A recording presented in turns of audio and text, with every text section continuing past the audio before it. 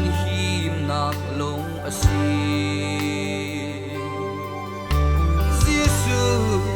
chung a chun dây dòng atling đi kan her mi vial e Giêsu ang ngay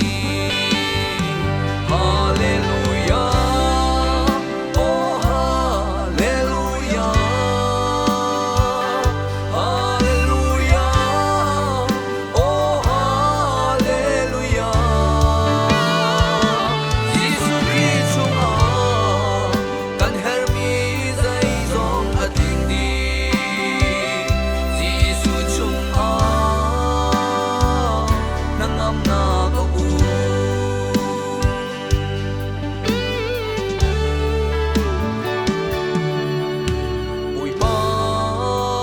kan din fel nak asi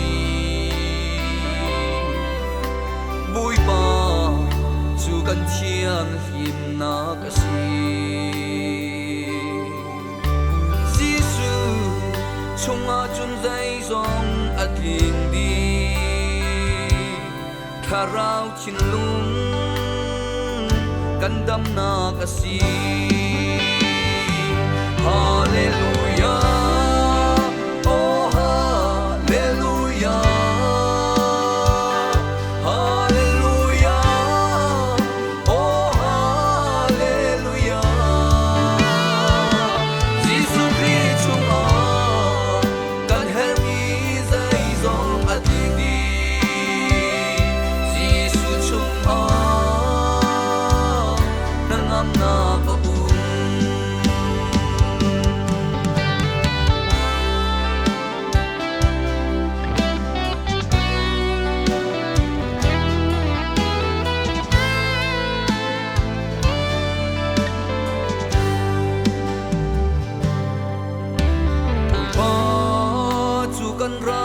thất nak asi bui pa chu kan thon nak ram asi Giêsu